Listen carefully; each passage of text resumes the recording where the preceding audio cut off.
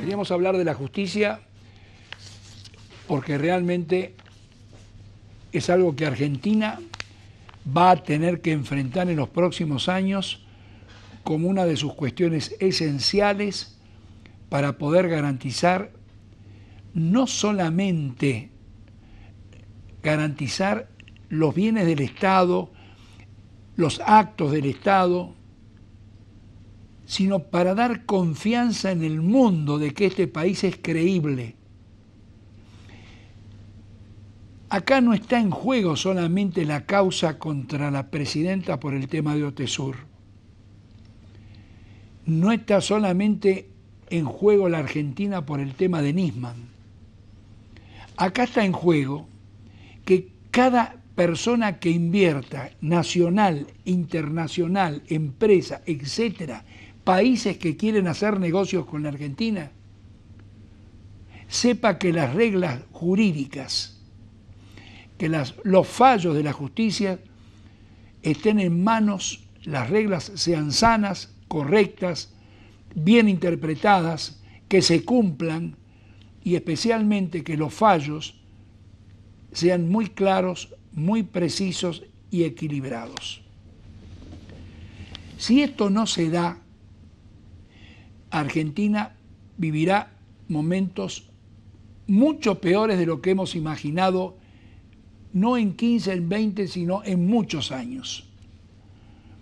Hoy está enfrentada una batalla entre fallos que ha dictado la Corte Suprema y la ejecución que va a haber que llevar adelante en los próximos meses respecto de renuncias, separaciones y eventualmente nuevas designaciones. Es una guerra real y auténtica por mantener poderes, por mantener una situación especial dentro de los tribunales de justicia.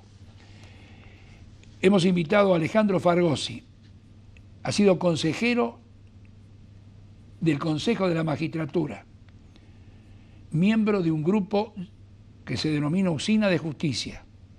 Ha sido profesor universitario en varias universidades de Buenos Aires, Austral, San Andrés, Católica Argentina y Belgrano. Y antes de seguir con él, les agradezco, no me quiero olvidar, a todos los que han llamado o han enviado mail con motivo del programa anterior donde estuvieron Alieto Guadañi hablando de educación y Abel Pose hablando de un libro que los que lo han comprado certifican que realmente están muy contentos. Muchas gracias. Vuelvo al tema de la justicia. Fuera de cámara hablábamos hace un momento, si hay antecedentes de una disputa de estas características, en nuestra memoria hay cosas similares, cercanas. Esta lucha es una lucha fratricida esta. Sí, es una lucha fratricida, la actitud misma que tienen frente a las normas los grupos kirchneristas es clarísima. Y además es una lucha fratricida que se produce en un momento en el que el resto del mundo ya no está más en lucha fratricida, porque los periodos históricos son grandes ondas evolutivas, van marcando ciertas constantes. Una cosa era la Argentina del 30, en un entorno como la década del 30 o del 40, donde había guerras civiles y guerras internacionales, y otra muy distinta ahora, donde hay una paz bastante extendida, salvo en ciertos focos muy conflictivos como Medio Oriente, lo que pone a los países que no logran entender las reglas de juego totalmente afuera de juego. Y la Argentina es un país que rompe las reglas de juego de manera sistemática desde hace demasiado tiempo, de manera más o menos tenue, pero de manera intensísima en los últimos 12 años de unicato kirchnerista. Y aclaremos una cosa, Fargosi, porque es bueno. Aparentemente antes de los 12 años había una Corte Suprema que se decía de ella totalmente adherida al Poder Ejecutivo de aquel momento, de la década del 90. Esa Corte, que también tenía sus debilidades y sus fallos contradictorios, tuvo un cambio realmente muy novedoso. Hubo parte de los miembros que se fueron y fueron incorporándose otros con una estatura y una categoría desde el punto de vista intelectual y cultural distinta a la de la década del 90. yo no diría si de superior o inferior, era una categoría cultural distinta, aunque algunos de los miembros nuevos podían no complacer en su modo de pensar cómo aplicar algunas cuestiones del derecho. Pero esto ya no es ahora solamente una disputa por la Corte. Esta es una disputa por los cargos en determinados lugares de la justicia, que son los que tienen que intervenir, no solo ahora, por cuestiones que hay que resolver, sino por el futuro. Sí, de hecho, y esto lo viví, así que soy testigo, el sistema de la Cámpora, que es este grupito, pues es un grupito, o sea, tampoco lo tenemos que sobredimensionar. Con el dinero de todos nosotros se arman grupos muy fáciles, pero después se va a ir diluyendo. Pero por ahora, mientras mantenga el poder, el grupito de la Cámpora ha colonizado, así como lo ha hecho con el Poder Ejecutivo y con el Servicio Exterior, por ejemplo, también ha colonizado la justicia, duplicando las estructuras. Es decir, donde había un director de compras, hay un subdirector, que es el que realmente lo maneja, que es de ellos. Donde había un director de institucionales, hay un subdirector que realmente lo maneja, que es de ellos, y así sucesivamente. Y ese tipo de cosas va a haber que solucionarlas, como tantas otras, con un rigor muy especial y sobre todo con lo que Vanosi llama energía jurisdiccional. Es decir, bien, acá si hay fallos, que se cumplan, ¿no? Acá viene primero dos palabras sobre el fallo de la Corte. El fallo de la Corte, al principio, uno lo observa y dice, bueno, los procedimientos que se han usado para nombrar a los subrogantes, nos parece, dice la Corte, esto no es constitucional. En consecuencia, se tienen que ir. Sí. Esto tienen que volver para atrás. Aplíquenlos lo que lo tienen que aplicar. No sé quién será, pero no sé si voluntariamente renuncian todos y se van o alguien los tiene que estar empujando. Primera pregunta. Segunda, no sabemos. No quedó claro. No sabemos. No es cierto. Segundo, da plazos para que puedan seguir ejerciendo sus cargos. Y resulta que en varios de los lugares donde van a tener que dejar sus lugares de trabajo, están cuestiones a decidir sumamente complejas, sí, que en este plazo que tienen se pueden resolver. Se pueden resolver. Entonces la pregunta es, ¿hasta dónde llega la efectividad del fallo de la Corte? ¿Hasta dónde lo que fallan puede luego ser cuestionado al retirarse ellos, o han fallado de pleno derecho y jurisdiccionalmente de manera correcta? Bueno, yo elogié bastante el fallo y lo sigo elogiando, el fallo de la Corte. Me parece que ha tratado de cumplir con los dos requisitos. Por un lado, el respeto a la Constitución y por el otro lado, el respeto al equilibrio de las situaciones. 90 días, que desde mi punto de vista incluyen enero, hubiera sido bueno que lo aclararan, pero 90 días que incluyen enero son noviembre, diciembre y enero. O sea que esto tendría que estar terminado, la función de toda esta gente, al 31 de enero, ¿no? Pero era la manera de evitar que se produjese un caos en una cantidad de juzgados y tribunales donde el reemplazo en un plazo menor por ahí se complicaba. ¿Es válido lo que sentencian? Va a ser válido lo que sentencian. Ahora, lo que sentencien va a estar sometido al mismo régimen de apelaciones, recursos, nulidades y demás que cualquier otro fallo. Con lo cual el remedio para el disparate que se pueda cometer, pongámosle nombre y apellido, causa de pacto con Irán, causa OTESUR, algún enriquecimiento o alguna sanción penal a algún funcionario, habrá que corregirlo. Por eso a mí me importa mucho el concepto de energía jurisdiccional. Es decir, si yo hubiese estado en el lugar de la Corte, que siempre es muy fácil hablar desde afuera, con lo cual trato de no hacerlo, pero si yo hubiese estado en el lugar, quizá hubiera sido más específico, te hubiera explicado un poco más en detalle cómo se van, quién les pide que se vayan, cómo se materializa. Pero en una situación como la actual, digamos, me doy por bien servido, ya ha sido un buen gesto. Lo que sí no podemos creer que se terminó. Con esto empieza el problema. Pero hay fallos del Tribunal de Casación, de la Cámara de Casación. ¿Quién va a apelar contra esos fallos? ¿El fiscal de Cámara, el fiscal PLE, va a apelar cualquier fallo que salga en ese lugar? Debiera. ¿Es el único fiscal que esté en condiciones de apelar? Exactamente. Porque tenemos ahí un problema que es sobre todo el caso, esa vergüenza que ha ocurrido entre dos jueces nombrados con esta ley inconstitucional que lo remueven al único juez válido que era Geminiani. que es el ejemplo más perfecto del disparate en el que hemos ido cayendo de manera perceptible, porque muchos lo percibimos, pero en definitiva concretado. En cualquier caso, yo creo que el gran desafío a partir del 11 de diciembre es que la nueva Corte, así como esta Corte cambió con respecto a la del 90, tiene que haber una nueva que cambie con respecto a esta. Sí, pero los dos miembros de la Corte que habrá que nombrar los tendrán que negociar y va a ser muy difícil que se puedan ser designados antes de marzo, por los plazos que tienen que correr. Sí, es cierto, es cierto. Es decir, esos dos miembros de la Corte nuevos recién en marzo o abril van a estar entrando en juego en todo esto. Sí, incluso tenemos que analizar si deben ser 5, 7 o 9, ¿no? Porque tampoco tenemos que hacer una cuestión de principios, me parece a mí, en un tema numérico, que el mundo tiene ejemplos de todos los colores. Pero como ha quedado constituido el Senado, va a ser muy difícil modificar, muy difícil modificar más de 5, salvo que se negocie con el que tiene la mayoría en el Senado. Exactamente. El tema es que no sabemos quién tiene la mayoría. Sí. No. A ver. ¿En qué sentido? Lo estoy diciendo con una pequeña trampa, y es, no sabemos cómo van a reaccionar los senadores ante un cambio del esquema de poder en la Argentina. Yo no estoy tan seguro que la reacción del peronismo, que es en definitiva el partido mayoritario en el Senado, siga el hilo racional de... ¿De cuál peronismo habla usted? ¿Del Frente de la Victoria o del peronismo de Massa? No sé, está muy mezclado. Tampoco creo que el Frente para la Victoria sobreviva mucho, ¿eh? Bueno, pero el volumen de senadores que tienen representando a las provincias ya se sabe cuál es. Sí, pero la pregunta es, ¿va a sobrevivir? ¿Sobrevivió el menemismo? Ahora, ellos, para llegar a nombrar nuevos miembros de la Corte, hay que hacerlo con 2 tercios. Sí, clarísimo. No tienen los 2 tercios.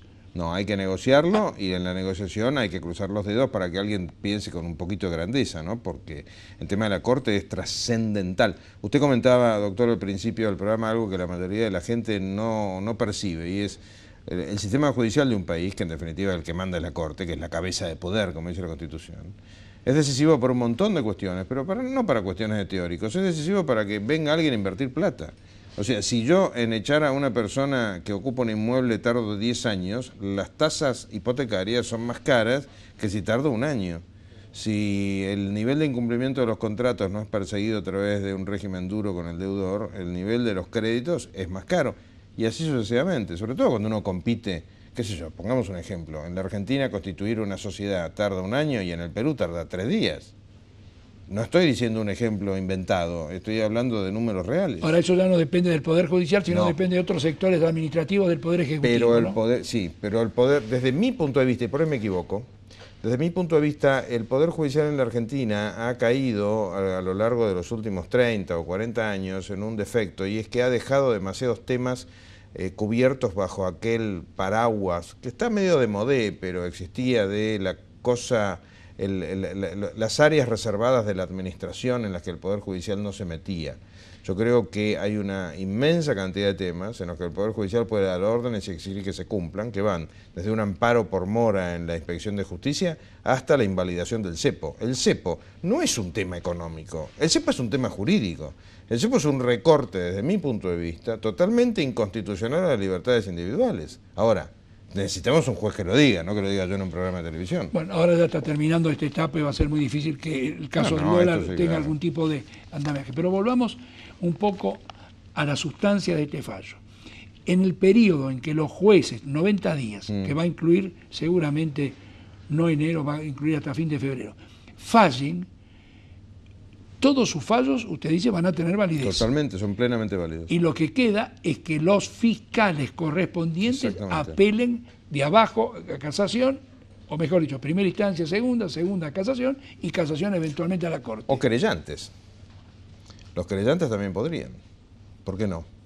Bueno, el querellante es parte del juicio, así que con lo cual va a apelar seguro. El querellante apelaría, por ejemplo, estamos hablando del convenio con Irán. A mí me preocupa mucho esa vergüenza que desde mi punto de vista fue el convenio con Irán. Me preocupa mucho la causa Otesur, que está radicada en Bahía Blanca, donde también hubo desplazamiento de jueces de manera ilegítima. Pero existen los fiscales, existen los querellantes. Si la Corte pone voluntad en abrir... Si la Corte replica en el año 2016 la misma voluntad que replicó la Corte cuando creó el recurso de amparo, por poner un ejemplo de la historia del derecho argentino, o cuando admitió el sistema del divorcio, si la Corte realmente asume el rol de cabeza del Poder Judicial y el rol de cogobierno, como tiene que cogobernar con el Poder Legislativo y el Poder Ejecutivo, el país cambia. Ahora, No sé si querrán hacerlo. Bueno, y además hay que ver otro dato más. A los pocos días de diciembre hay un miembro, Carlos Fay, que ya se jubila y se va. Exactamente. Con lo cual... se requiere unanimidad. La unanimidad van a ser indefectiblemente los 3 votos. Exactamente. Acá hubo unanimidad de 4. Los 4 incluidos a Fay en este fallo. Pero a partir de que se vaya Fay quedan 3. Con lo cual no siempre es sencillo conseguir que los 3 se pongan de acuerdo en cuestiones políticas de tanta envergadura. Especialmente porque la gente que está ahí también tiene que mirar este nuevo tiempo y los acuerdos políticos que están ocurriendo en el país. La Corte va a tener que mirar los acuerdos de quien llega al poder el 11 de diciembre y con quién acuerda, para estar observando. Sí. Y si quiere porque nos preocupemos todavía un poco más, se presenta un problema extra, y es que no de manera inmediata y no en temas penales, pero sí en temas de interpretación de normas que hacen a la economía del país. ¿Qué va a pasar cuando haya que interpretar la constitucionalidad o no del Código Civil y Comercial que redactaron 2 de los que van a ser 3 miembros de la Corte? ¿Se excusan, no se excusan? ¿Qué pasa? No. A ver, expliquémosle un poco a la gente. Nosotros somos abogados, tenemos muchos años, creemos que ni hay que discutir, se tienen que excusar. Claro, por favor. Exactamente. Porque si no, el primer escándalo judicial del nuevo gobierno sería ellos, ellos mismos. Yo creo que se van a tener que excusar. Lo cual a su vez demora las tramitaciones. O sea, el factor tiempo, doctor. Sí, juega mucho, muchísimo. Yo creo que tenemos que meternos en la cabeza. Cuesta mucha plata. Exactamente. Que la justicia debe dejar de pensar con un calendario y debe empezar a pensar con un reloj. O sea, el tiempo se mide en minutos, no se mide en meses ni en años. Y desgraciadamente la justicia argentina se ha quedado de alguna manera en el siglo XX con suerte. Y hay temas que duran años. Pero mira, yo creo que es un juego de cartas. Y están mirando las cartas que tiene cada uno, las cartas que tienen ellos, las cartas que están en el legislativo, ambas cámaras, el ejecutivo. Aparece todo un nuevo panorama, porque las dos cámaras tienen una conformación distinta, la de diputados y senadores. Totalmente. Acá mismo están diciendo, por favor, ocúpese, señor Poder Legislativo, en dictar nuevas normas que resuelvan este problema que yo estoy resolviendo ahora, como es diciendo que no puede haber... Bueno, ¿cuánto tiempo va a llevar poder dictar una norma que resuelva este problema? Usted estuvo en el Consejo de la Magistratura. ¿De dónde tiene que partir? ¿Tiene que partir de los diputados senadores o tiene que partir del Consejo de la Magistratura por la experiencia que tiene el Consejo? Sí, el gran problema con el Consejo es precisamente que tiene una interacción con la Cámara de Diputados y de Senadores. Porque tiene representantes. Que en lugar de potenciarlo, lo debilita. Desde la soncera de que cuando se superponen las sesiones siempre pierde el Consejo, o sea, los diputados y senadores priorizan. Están en el Congreso. Están en el Congreso, hasta que determinadas negociaciones políticas que no debieran existir en el Consejo existen, porque hay diputados y senadores, todo de alguna forma se traba. Y se puede solucionar, y ojo, incluso lo puede solucionar la justicia en algún aspecto. Lo pudo solucionar esta Corte y no lo quiso hacer, con el pleito que había sobre el balance o no de los representantes del Consejo, que lo decidió negativamente para el recurso que había interpuesto el Colegio Público de Abogados, y todavía lo puede solucionar porque hay otro planteo del Colegio de Abogados de la Ciudad de Buenos Aires sobre el mismo tema, y es que el Consejo está desequilibrado, que la representación está totalmente desbalanceada. ¿Pero quién tiene que corregir eso? ¿La Corte? Eso lo puede corregir en este momento la Cámara Contencioso Administrativa, tiene el tema de decisión. Y lo pudo haber corregido la Corte en un fallo de hace 2 años que salió lamentablemente mal. ¿Y esta Cámara que lo tiene, hace mucho tiempo que lo tiene estudio? Y sí. Seguramente dejará pasar las elecciones y algo más. Y sí. Es un tema político. Es un tema político, le digo más. Incluso perdón por ser autorreferencial, pero tengo 2 juicios contra la reforma del Consejo de la Magistratura, y en uno de ellos tengo pendiente todavía la decisión de si los votos del 7º votante, el Consejo tiene 13 miembros, para que el público lo capte, tiene 13 miembros, la mayoría que lo maneja son 7, salvo en los casos de jueces que se necesitan 9. Bueno, de los 7 hay un voto que no se puede emitir. Tengo una medida cautelar trabada y desobedecida por el Consejo. La pregunta es, ¿todas las decisiones que fueron adoptadas con ese 7º voto son válidas o no? Se cae todo lo hecho a lo largo del 2015. Ahora, ¿quién le pone el cascabel al gato? Será para un próximo programa. Lo invitaremos y seguiremos hablando de esto. Yo creo que estamos ante un momento histórico entre la justicia y los poderes políticos, incluyo el legislativo, el ejecutivo, etcétera. Estoy de acuerdo. Y no hemos hablado de la designación de los 2 nuevos miembros. Bueno, se nos fue el tiempo, doctor. Muchas gracias. Gracias a usted. Lamento mucho no poder tratar el otro tema. Enseguida volvemos, director.